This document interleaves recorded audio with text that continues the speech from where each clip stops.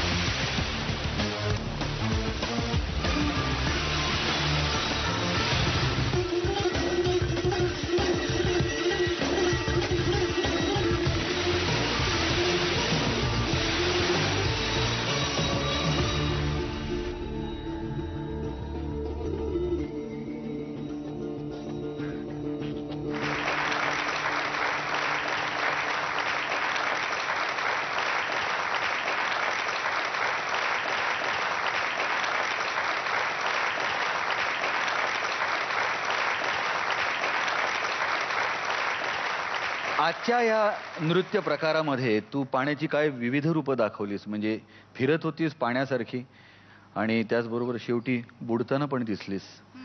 काय विचार होता या सगळ्या नृत्यामागचा.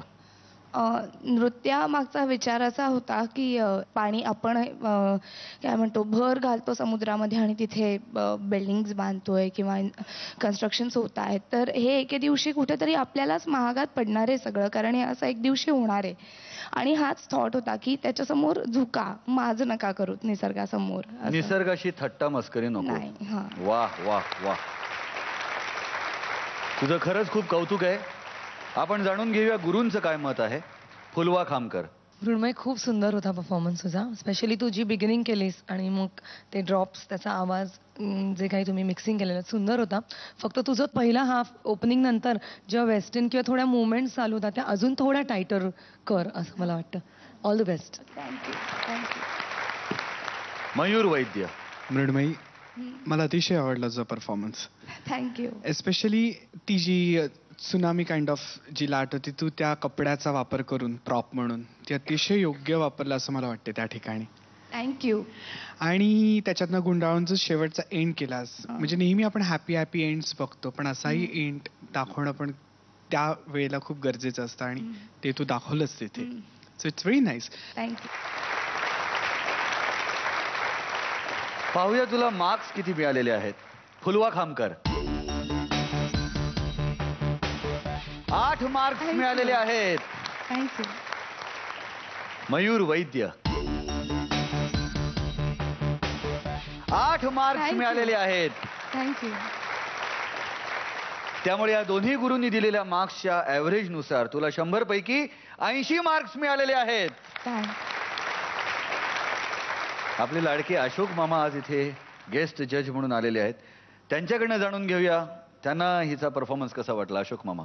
पाण्याचं स्वरूप दाखवणं हे फार कठीण गोष्ट आहे, कारण पाणी हे मुळात जगातलं सगळ्यात शाश्वत सत्य आहे आणि ते त्याचं रूप इतकं विचित्र आहे आणि इतकं भयानक आहे.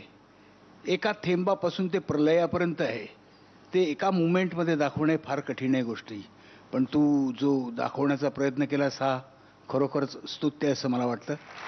थँक्यू. धन्यवाद. Thank you sir. थँक्यू. जाणून घेऊया महागुरूंचं काय मत आहे. मला तुमचा हा परफॉर्मन्स पाण्या इतकाच महत्वाचा वाटला. वा. Thank you sir. तुम्ही जो कॉन्सेप्ट घेतलात आणि मग ज्या प्रकारे त्याची सुरुवात झाली ती इतकी सुरेख सुरुवात होती. त्यात तुमची कोरिओग्राफी, तुमचं सादरीकरण, सर्वांचं एकत्र मिळून एक टीम वर्क जे काही सादर झालं इथे ते अप्रतिम होतं असं मला वाटतं. Thank you sir. थँक्यू. तुम्ही एका गोष्टीबद्दल तुमचं कौतुक करावं असं वाटतं की तो फॅन लेट सुरू झाला तरीही तुम्ही ते स्वतःच्या मुवमेंटमध्ये मॅनेज केलं.